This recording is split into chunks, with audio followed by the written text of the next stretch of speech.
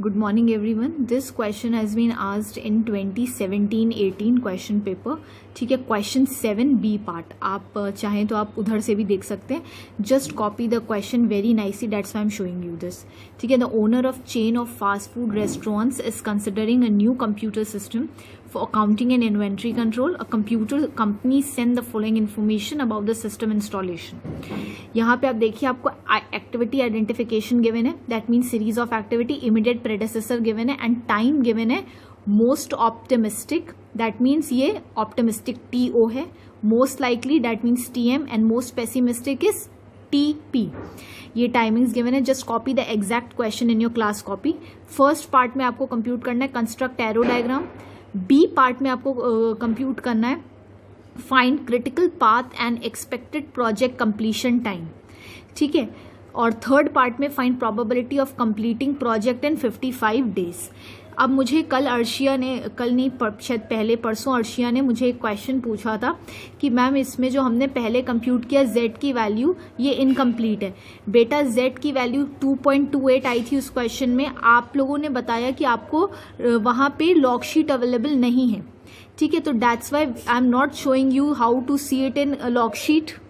ठीक है, तो लॉग शीट अगर आपके पास नहीं वहाँ एग्जाम में मिल रही है तो it is of no use to do this. और यहाँ पे भी अगर घर पे आपके पास लॉग शीट नहीं है तो it is very difficult for me to send you and do this. तो इसीलिए मैंने बोला कि आप वहीं पे जैसे एग्जाम में आप छोड़ोगे z is equals to 2.28, you are going to leave it like that and bracket में लिख दीजिएगा the answer of the z यानी कि normal distribution is in the log sheet which we are not provided with. ठीक है, तो ये आपका क्वेश्चन है. Now we would be starting with the solution. सबसे पहले हम कंस्ट्रक्ट करेंगे एरो डायग्राम. ठीक है, तो प्लीज़ क्वेश्चन बहुत ध्यान से अपने कॉपी में कॉपी कर लीजिएगा. ठीक है, ये टाइम वगैरह बहुत ठीक से लिखिएगा. Let's start with construction of arrow diagram. सबसे पहले हमारी एक्टिविटी क्या है? ए. आप ऊपर हेडिंग डाल लीजिए answer A, construction of arrow diagram. A activity है हमारी. सबसे पहले इसका कोई इमीडिएट प्रेडेसेसर नहीं है. ठीक है, तो this is very important. So we'll draw A. आप यहाँ पे देख सकते हैं.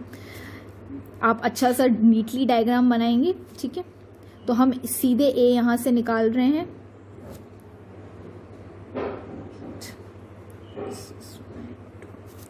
ये है मेरी A activity. Okay, now let's see. अब देखिए, आपको ये कह रहा है कि बी एक्टिविटी का इमीडिएट प्रेडेसेसर इज ए, मतलब जहां पे हमारी ए एक्टिविटी एंड हो रही है वहां से हम बी एक्टिविटी निकालेंगे. सी का भी इमीडिएट प्रेडेसेसर ए है. दैट मीन्स जहां पे हमारी ए एक्टिविटी एंड हो रही है वहां पे सी भी स्टार्ट होगा. तो देखिए, ए जो है इमीडिएट प्रेडेसेसर दो एक्टिविटीज का, बी का भी सी का भी. तो now we will, A end हो रहा है 2 पे, तो 2 से ही where A is ending we have to start B activity also and C activity also. तो यहां पे ये मेरी हो गई. आप डायग्राम थोड़ा बड़ा भी बना सकते हैं. ठीक है, ऐसा कोई रूल नहीं है कि जैसा मैम बना रही है वैसे ही बनाना है. आप अपने कॉपी में थोड़ा सा बड़ा और नीटली बनाएंगे because you can use scale. लेकिन मेरी एक हम्बल रिक्वेस्ट है आपसे, आप घर पे शाम में फिर से इन डायग्राम्स को बनाने की कोशिश कीजिए विदाउट सीइंग इट, तो आपकी कमांड हो जाएगी. ठीक है, तो अब हमने बी और सी ड्रॉ कर लिया है. Next let's start. अब देखिए, कह रहे हैं डी एक्टिविटी. डी एक्टिविटी का इमीडिएट प्रेडेसेसर इज बी, मतलब जो हमारी डी एक्टिविटी है वो स्टार्ट होगी जहां पे बी एक्टिविटी एंड होगी. फिर देखिए, ई एक्टिविटी का भी इमीडिएट प्रेडेसेसर क्या है? B. That means where B would be ending there E would be starting. तो बी एक्टिविटी इमीडिएट प्रेडेसेसर दो का है, डी और ई का. तो जहां पे हम बी एक्टिविटी एंड करेंगे वहां से हम ई और डी एक्टिविटी स्टार्ट करेंगे. ठीक है, अब मैं यहां से बनाना स्टार्ट करती हूं. पहले मुझे डी बनानी चाहिए. ठीक है, तो मैं डी यहां से बना लूं और ई यहां से बना लूं. ठीक है, बी से ही दोनों निकल रही. लेकिन ये करने से पहले मुझे दो चीजें मैं आपको दिखा दे रही हूं. आप ये देखिए, जो मेरी डी एक्टिविटी है वो एफ के साथ में है. ठीक है, मतलब जहां पे मेरा डी एंड होगा वहां पे एफ भी एंड होगा. तो दिस इज वेरी इंपॉर्टेंट. और एफ का देख लीजिए, एफ कहां से निकल रहा है? सी से. That means where C is ending F is coming out. तो यहां पे सबसे पहले तो मैं आपको ये दिखा दे रही हूं कि यहां पे मैं डी एक्टिविटी नहीं बनाऊंगी, यहां पे मैं बनाऊंगी ई एक्टिविटी. ठीक है, और यहां से I am going to draw D activity. ये हो गई मेरी डी एक्टिविटी. ये मेरा हो गया 4. सॉरी 4 तो है 5, ठीक है। मैंने डी एक्टिविटी 5 पे एंड की, क्यों? क्योंकि मुझे एफ एक्टिविटी भी डी के साथ ही एंड करनी है, और एफ एक्टिविटी कहाँ से निकल रही है? सी से, ठीक है। तो अब आप ये देख सकते हो, ये सी का एंड पॉइंट इज 4, तो यहां से मेरी एफ एक्टिविटी निकल रही है, and where D is ending at 5, F will also be end at 5। Now अब मेरी रहेगी ई एक्टिविटी। ई एक्टिविटी आप देख सकते हो, मुझे जहां पे बी एंड हो रहा था वहीं से निकालनी है, और ई एक्टिविटी कहीं पे भी 2 के साथ में नहीं है, तो यहाँ पे मैंने लिख लिया ई, ठीक है। ये हो गया मेरा 6। नाउ लेट्स सी, अब देखिए नेक्स्ट मेरी एक्टिविटी एफ मैंने बना ली है, देख लीजिए। तो डी और एफ मेरे साथ में एंड हो रहे, because D and F are written together in immediate predecessor column. Next अब मेरी क्या है? G activity. जी एक्टिविटी का immediate predecessor is E, that means where E activity is ending I am going to start G. लेकिन अब ये देख लीजिए, जी और एच साथ में है, that means where G is ending H would also be ending. तो ये कंस्ट्रक्ट करने से पहले हमें डायरेक्शन का ध्यान देना है। तो अब इसके लिए एच देखेंगे हम, एच कहाँ से? डी और एफ जहां पे खत्म हो रहा है वहां से मेरा एच शुरू हो रहा है, ठीक है। तो सिंपल एच अगर हम ऐसे बना रहे हैं अपना, जहां से डी और एफ खत्म हो रहा है, तो यहां से मैंने बना लिया एच, ठीक है। तो ये मेरा हो जाएगा, समझ लो 7 एच, और जहां पे एच एंड हो रहा है वहीं पे मुझे जी भी एंड करना है। जी का immediate predecessor is E, that means where E is ending G would be starting from there, और जी स्टार्ट होके खत्म कहाँ होगा? जहां एच खत्म हो रहा है, ठीक है। तो कुछ ऐसा बन जाएगा। यहां पे मैं लिख देती हूँ जी, ये आप स्ट्रेट लाइन भी बना सकते हो, ठीक है। तो अब देखो जी और एच साथ में एंड हो रहे हैं, because they are written together in immediate predecessor column, and G का immediate predecessor is E, that means where E is ending G is starting. तो देखो जहां पे ई एंड हो रहा है वहां से मैंने जी को स्टार्ट किया, और एच आपका क्या है? Where D and F are ending. तो डी और एफ साथ में यहां एंड हो रहे, तो यहां से मैंने एच कंस्ट्रक्ट किया, एंड दोनों को साथ में ले आई मैं 7 पे। अब इसके बाद कह रहा आई, आई आपका वहां से स्टार्ट होगा जहां जी और एच एंड हो रहे हैं, ठीक है। तो मेरे में यहाँ जगह नहीं बची, तो मैं बहुत छोटा सा बना रही हूँ, ये हो जाएगा 8, ठीक है। मैं भी आपको एक फ्रेश डायग्राम भी बना के दिखाऊंगी जिसमें ये बड़ा होगा। तो यहां से आई, ठीक है। अब देखिए आप एच और जी 7 पे एंड हो रहे हैं, ठीक है। तो यहां से मैंने आई स्टार्ट किया, एंड 8 पे आई खत्म हो गया, कैन सी, ठीक है। तो this is all about the network construction diagram. मैं आपको यही सजेस्ट करूंगी कि एक बार जल्दी से पेंसिल से बनाइएगा, ताकि आपको क्लैरिटी मिल जाए कि कैसा बनना है स्ट्रक्चर। उसके बाद आप पेन से इसे फाइनल कर सकते हैं, ठीक है। अल्टीमेटली एग्जाम में आप पेन से ही फाइनल करोगे, तो फटाफट जल्दी से पेंसिल से बना के देख लेना कि सही फॉर्मेट बन रहा है कि नहीं, क्योंकि अगर पेन से आपने एक बार में बनाया तो हो सकता है आपको प्रॉब्लम हो सकती है, ठीक है। मैं इसका क्लियर वर्जन आपको नेक्स्ट पिक्चर में दिखाऊंगी, नेक्स्ट वीडियो में दिखाऊंगी, then we will move ahead. Thank you. Okay, so this was my final picture which I have drawn, ठीक है। आप देख सकते हैं A B C D E F G H and I, ठीक है। अब इसके बाद हम अपना नेक्स्ट स्टेप करेंगे, that is computation of critical duration and expected duration and variance, ठीक है। इसमें हम वेरियांस और एक्सपेक्टेड ड्यूरेशन इसीलिए निकाले क्योंकि हमें एक टाइम गिवन नहीं है, ठीक है। हमें एक टाइम गिवन नहीं है, हमें 3 टाइम्स गिवन है, पर्ट का क्वेश्चन है मतलब ये। तो इसमें हमारा कैलकुलेशन थोड़ा सा डिफरेंट होता है। Now you can C calculation of the expected duration and variance of each activity, ये मेरी नेक्स्ट हेडिंग है। इसमें हमने पहले एक्टिविटी लिख ली है A B C D E F G, ये G के बाद यहाँ पे आप मत जाइए, H एंड I है, ठीक है।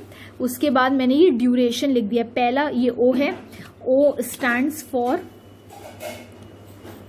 TO, ठीक है। ये है आपका TM, I am advising you exam में ऐसे लिख लीजिएगा ताकि आपको कंफ्यूजन हो। This is TP, most likely time, pessimistic time, ये ऑप्टिमिस्टिक टाइम, ठीक है। इसके बाद ये सारा मैंने डेटा कॉपी कर लिया क्वेश्चन से, which you are also suppose to copy from the question. अब इसके बाद हम कैलकुलेशन करेंगे एक्सपेक्टेड ड्यूरेशन की। एक्सपेक्टेड ड्यूरेशन या एवरेज एक्सपेक्टेड ड्यूरेशन आपका क्या है? मीन, और इसका फॉर्मूला क्या होता है? TO plus mean duration. Working note 1 भी लिख सकते हो, फॉर्मूला क्या है? T is equals to TO plus 4TM plus TP whole divided by 6, ठीक है। तो अब साइमल्टेनियसली हम 1 बाय 1 कैलकुलेट करते जाएंगे। ए एक्टिविटी का क्या हो जाएगा? 4 plus 4 into 6 plus 8 divided by 6, तो 6 इंटू 4 इज 24, ठीक है, 24 plus 4 28 plus 8 36 divide by 6, so you will gate 6. पहला मीन ड्यूरेशन क्या आया? 6. You can see here also. Please ये वर्किंग नोट बहुत जरूरी है, ठीक है, तो आपके कॉपी में मुझे ये दिखनी चाहिए वर्किंग नोट. नेक्स्ट क्या है? 5 प्लस 4 इंटू 7, तो 4 into 7 is 28, 28 plus 5 is 33, 33 plus 15 48 divide by 6 8. You can see here also. ये देख लीजिए 8. ठीक है, मेरी एक रिक्वेस्ट है आपसे, अब ये सारी कैलकुलेशन आप खुद से करिए, फिर इस वीडियो को इसको पॉज करके उसके बाद आप अपने आंसर्स को इस वीडियो से क्रॉस चेक कर सकते हैं. That will give you more command, ठीक है, instead of just copying from here. C का देखते हैं. 4 plus 4 into 8, 4 into 8 is 32 plus 4 36 plus 12 48 divide by 6, you will get again 8. ठीक है, फिर है 15 TO plus 4 into TM, 4 into 20 is 80 plus TP 25 whole divided by 6, तो इस जाएगा 15 plus 80 divide plus 25 divided by 6, so you will gate 20. E activity 10 plus 4 into 18 72, ठीक है, 72 plus 10 82, 82 plus 26 108 divided by 6, you will get 18 as mean duration. F activity का 8 plus 4 into 9, so 4 into 9 is 36, 36 plus ये वाला 8 44 plus 16, so you will get 60 divided by 6, that is 10. Next is G activity. 4 into 4 plus 8, 4 plus 4 into 8, पहले तो 4 into 8 कर लेते हैं हम. 4 into 8 is 32, 32 plus 4 is 36, 36 plus 12 48 divided by 6, so you will gate 8. इसके बाद ये इधर मेरा डायग्राम आ रहा है, ठीक है, तो आप ये H, यहाँ से H है. H इज 1 इंटू 4 इंटू 2, 4 2 ज़ा 8 plus 1 9 10 11 12, 12 divide by 6 2. I activity 6 into 6 plus, sorry, 6 plus this is TO, तो 6 plus 4 into TM, TM is 7, 4 into 7 is 28, 28 plus 6 हो गया 34 plus 8 42 डिवाइडेड बाय 6, तो आएगा 7. ठीक है, तो अब हमने, आपने देखा मैंने सारी मीन ड्यूरेशन कैलकुलेट कर ली हैं. ठीक है, ये देख सकते हैं आप मेरी वर्किंग नोट भी. I have also just done the working note. ठीक है, ये वर्किंग नोट करने से क्या रहता है कि आपको कॉन्फिडेंस आ जाता है कि आप सही जा रहे हो. ओरली आप कर सकते हो, ठीक है, एग्जाम में करना, लेकिन अभी आप यहाँ पे एग्जाम में भी मैं सजेस्ट कर रही हूँ 2 बार क्रॉस चेक करना, बिकॉज अगर आपने यहाँ पे कहीं गलती कर दी तो आपका पूरा 10 मार्क्स का क्वेश्चन वेस्ट हो जाएगा, टाइम पूरा वेस्ट है फिर. ठीक है, देखिए मैंने आई तक पूरा कंप्यूट किया है मीन ड्यूरेशन. अब हम नेक्स्ट क्या कैलकुलेट करेंगे? वेरियांस. वेरियांस का फॉर्मूला होता है स्टैंडर्ड डेविएशन का square is equals to TP minus TO divided by 6 का होल स्क्वायर. ठीक है, TP is pessimistic time minus optimistic time. 1 by 1 we'll see. तो पहला क्या है? TP minus TO, that is 8 minus 4, तो आ जाएगा 4 डिवाइडेड बाय 6. मैंने आपको बोला है पहले 4 इंटू 4 कर लीजिएगा, डेट इज 16 डिवाइडेड बाय 36, तो आ जाएगा 0.44. ठीक है, इसके बाद नेक्स्ट है हमारा 15 minus 5, 15 minus 5 TP minus TO, 15 minus 5 is 10, 10 divide by 6, तो 10 इंटू 10 इज 100 डिवाइडेड बाय 36, 6 6 36, तो आ जाएगा 2.77. अब आप देख सकते हैं मेरे कैलकुलेटर में आ रहा है 2.77, फिर 7 है, तो मैंने इसको 2.78 कर दिया, क्योंकि इसमें अप टू 2 प्लेसेस डेसिमल तक ही हम कंसिडर करते हैं. ठीक है, नेक्स्ट इज सी. ये छोटी छोटी चीजें बहुत ध्यान रखिए, क्योंकि जब मैं आपको कोई क्वेश्चन होमवर्क में दूंगी तो मुझे ये गलतियां नहीं दिखें. सी के लिए TP minus TO, that means 12 minus 4, 12 minus 4 is 8. ठीक है, 8 डिवाइड बाय 6, तो 8 8 is 64, 64 divide by 36, so you will get, again देख लीजिए ये आ रहा है 1.777, तो मैंने 1.78 कर लिया है. ठीक है, यू कैन सी. फिर डी एक्टिविटी का चलते हैं 25 माइनस 15, तो यू विल गेट 10. ठीक है, 10 डिवाइड बाय 6, तो 10 into 10 is 100 divide by 6 into 6 is 36, तो अगेन 2.777 आ रहा है. ठीक है, तो हम इसको 2.78 कन्वर्ट कर लेंगे, can see.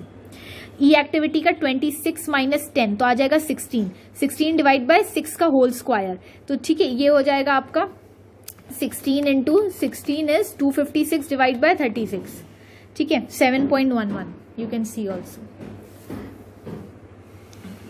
F activity 16 minus 8, 16 minus 8 आपका 8 आएगा, 8 इंटू 8 इज 64, ठीक है 64 डिवाइड बाय 36, 1.777 आ रहा है फिर से, तो हम लिख लेंगे इसको 1.78, ये देखिए, ठीक है।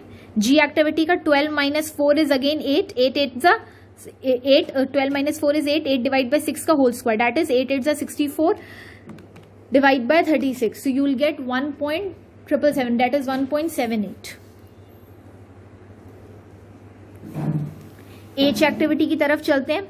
3 माइनस 1 इज 2, 2 डिवाइड बाय 6 का होल स्क्वायर, 2 2 4, ठीक है 4 divide by 36, so will get 0.111, देख लीजिए, तो हम 0.11 ले रहे हैं।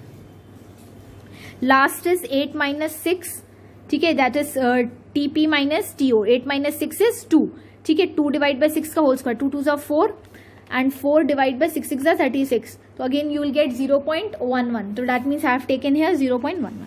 तो अब आप ये देख सकते हैं मैंने सारा वेरिएंस भी कैलकुलेट कर लिया और इसके ऊपर मैंने लिखा है working note 2,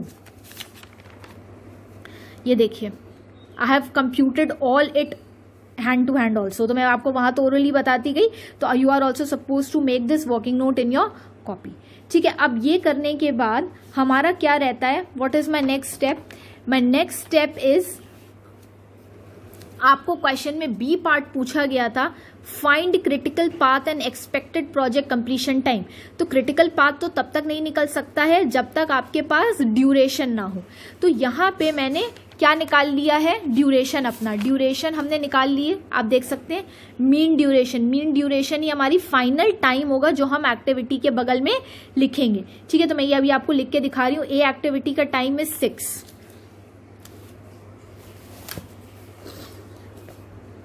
now you can C A activity का टाइम इज 6, देखिए मैंने यहाँ पे 6 लिखा है, फिर बी एक्टिविटी का टाइम इज 8 एंड सी का टाइम भी 8 है, बी का भी 8 एंड सी का 8, ठीक है।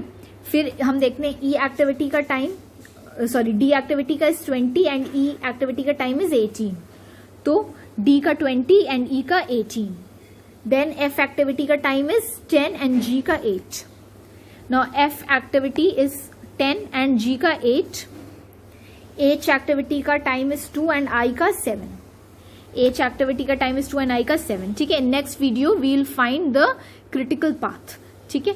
और क्रिटिकल पाथ निकालने के लिए आपको क्या निकालना होगा, earliest computation time and latest completion time, तो उसके लिए इसी डायग्राम में मैं बॉक्सेस भी बना लूंगी जहां मुझे स्पेस मिलेगा। So will continue in next video, ठीक है। नाउ अब आप ये देख सकते हैं मैंने अपने कन्वीनियंस के हिसाब से इस पे बॉक्सेस दे दिए हैं, ठीक है, हर नोट के ऊपर मैंने बॉक्सेस बना लिए। अब मैं अपना कैलकुलेशन स्टार्ट करूंगी विद अर्लीस्ट कंप्लीशन टाइम, ठीक है। तो पहले तो हम फॉर्मूला लिख लेते हैं जल्दी से, calculation of earliest start time, bracket में लिखिएगा E S J is equals to max I E S I plus D I J, ठीक है। अब ये फॉर्मूला है और मैं इसको जल्दी जल्दी हम कैलकुलेट करेंगे, you are suppose to do it word to word, ठीक है। अपने कॉपी में आप पूरा अच्छे से, जैसे मैंने आपको पहले क्वेश्चन में लिखना सिखाया है वैसे आप करेंगे, ठीक है।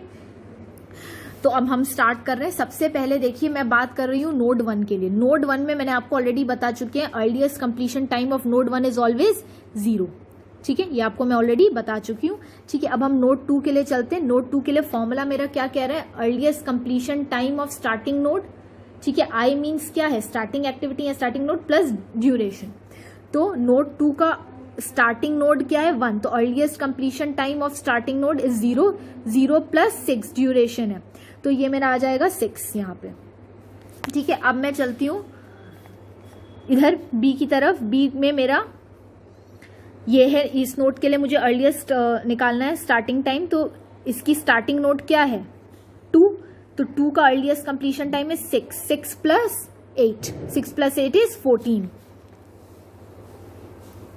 ठीक है। इसके बाद यहां आते हैं सी पे, सी 4 पे खत्म हो रही है, ठीक है। अब ये देख लीजिए आप, इसमें इसकी स्टार्टिंग नोट क्या है 2, 2 का अर्लीस्ट कंप्लीशन टाइम है 6, 6 plus 8, is again 14. So I'm going to write here 14.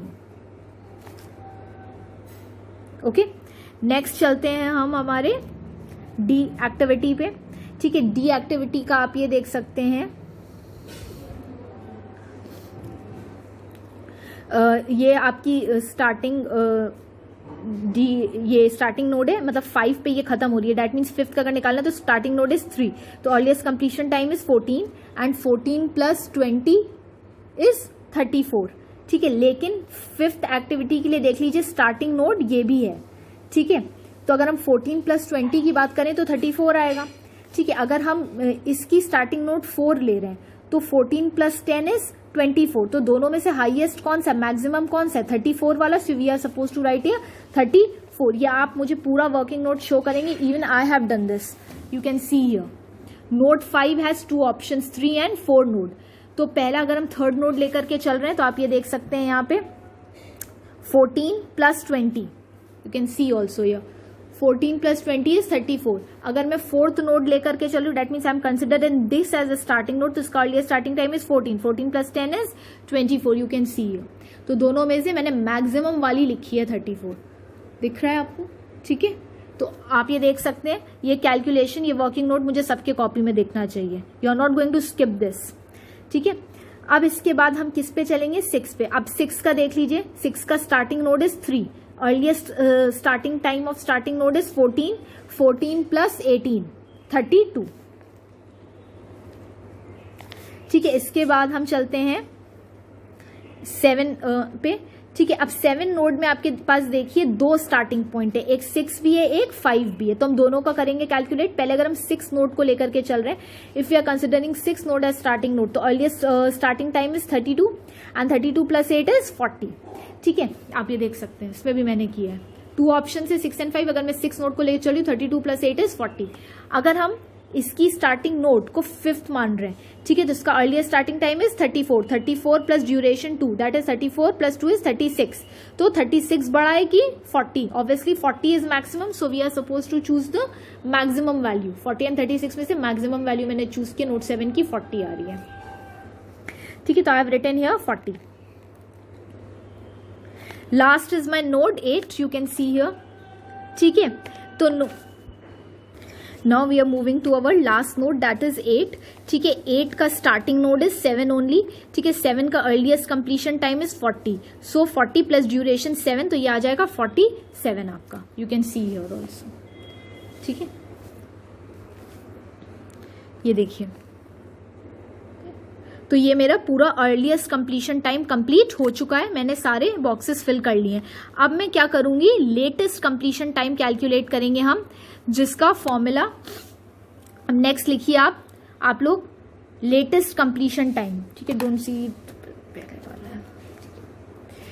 Just write the formula. ठीक है, calculation of latest completion time,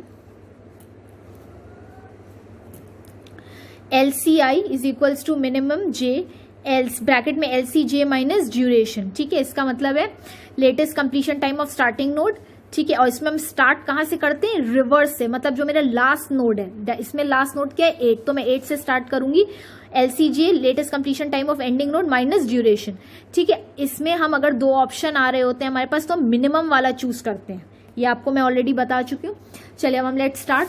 इसमें आपका सबसे पहले, इसमें we would be starting with our last node latest completion time में, and last node का जो भी अर्लीस्ट कंप्लीशन टाइम होता है वो सेम रहता है. ठीक है, दैट मीन्स यहाँ पे earliest completion time is 47, so latest completion time would also B same, 47 ही रहेगा. ठीक है, अब हम चलते हैं, पीछे से चलते हैं लेटेस्ट कंप्लीशन टाइम में, तो हम 7 नोड की तरफ आते हैं.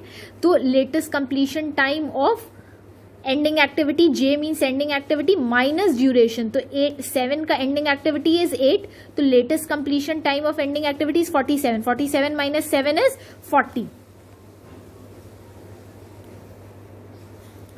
ठीक है, अब नेक्स्ट मेरा क्या है 6. ठीक है, अब आप देख सकते हो 6th एक्टिविटी का एंडिंग नोड क्या है 7, तो latest completion time of ending node that is 40 and 40 minus 8 is 32.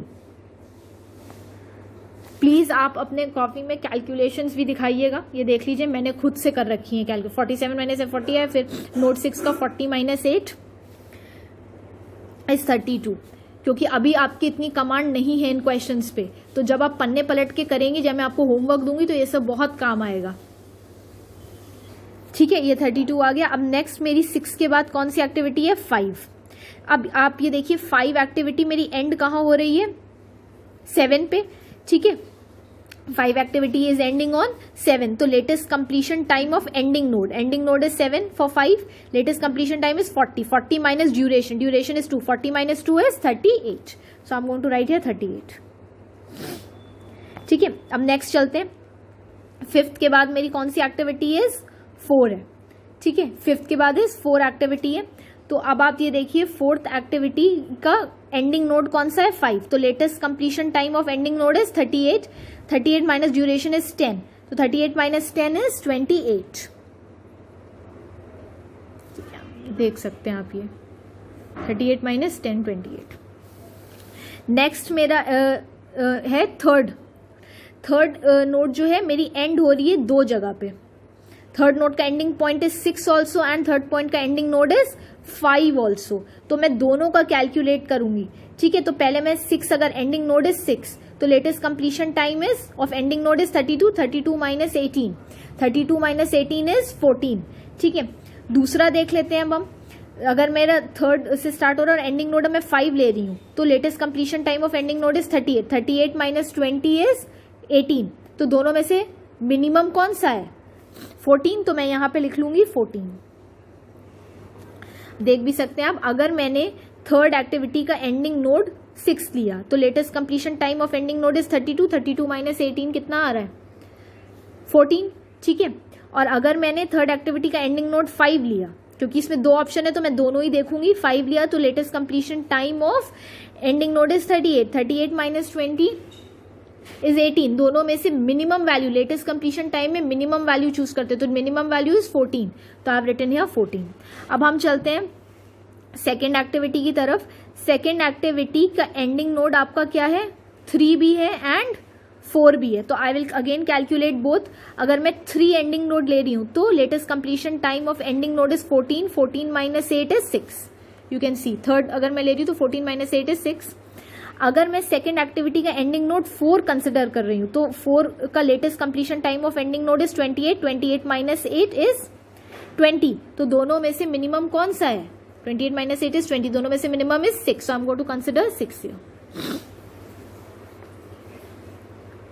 ठीक है, अब हम चलते हैं अपने फर्स्ट नोड की तरफ। फर्स्ट नोड में आप देख लीजिए, फर्स्ट नोड का एंडिंग नोड इज 2, तो 2 का latest completion time is 6 and duration is also 6, तो 6 माइनस 6 इज 0।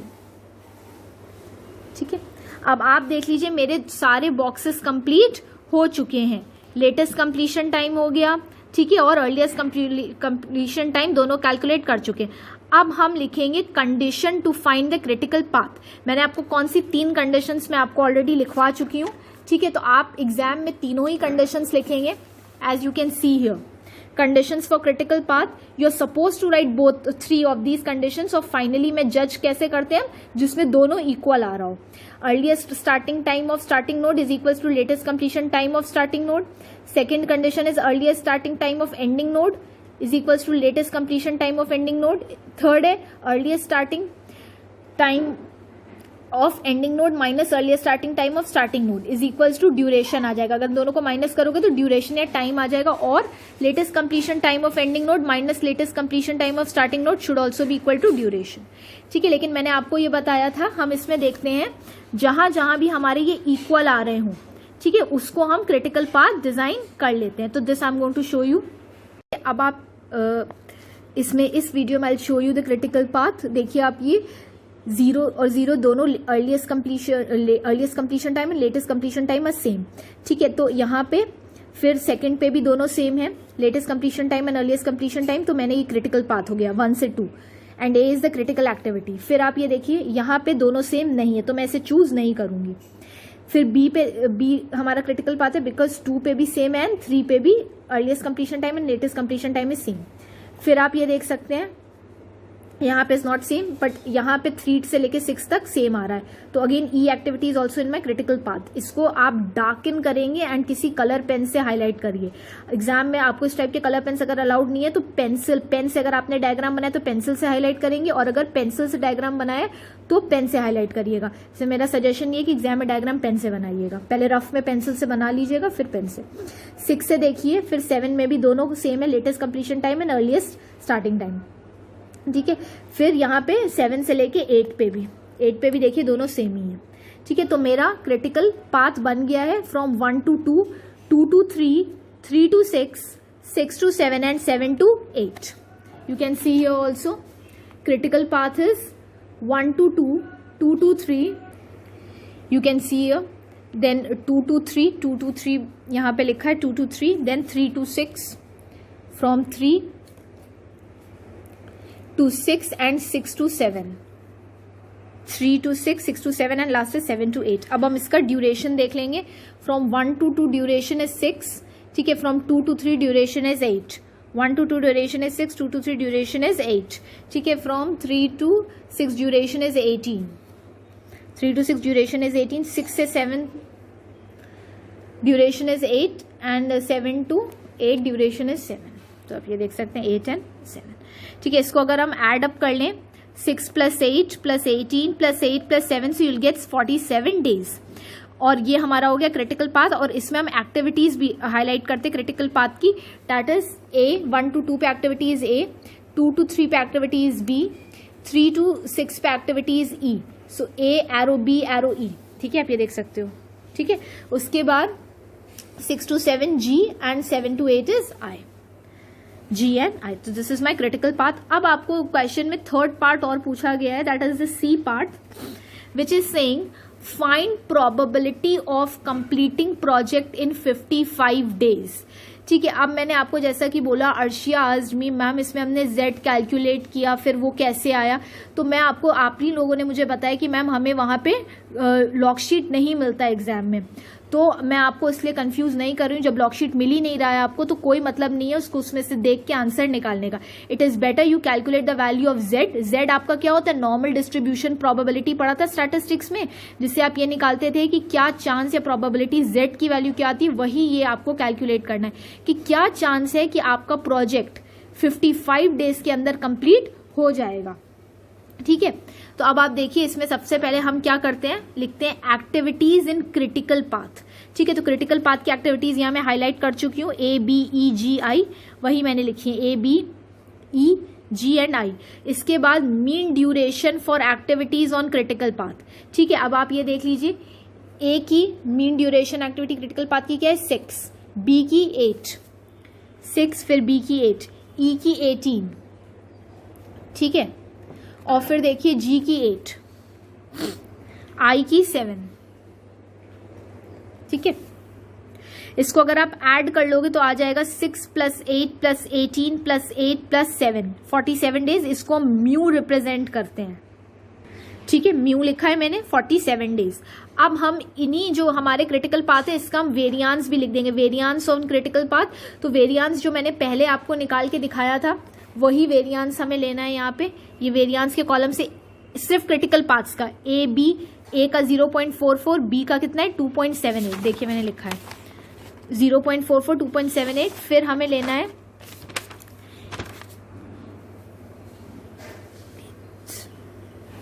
ई एक्टिविटी का 7.11, फिर जी एक्टिविटी का 1.78. ठीक है. 7.11 ई एक्टिविटी का, जी एक्टिविटी का 1.78 एंड आई एक्टिविटी का 0.11. ये वेरियांस कॉलम से आप सिर्फ उन्हीं का वेरियांस लिखेंगे जो क्रिटिकल पाथ है. ठीक है.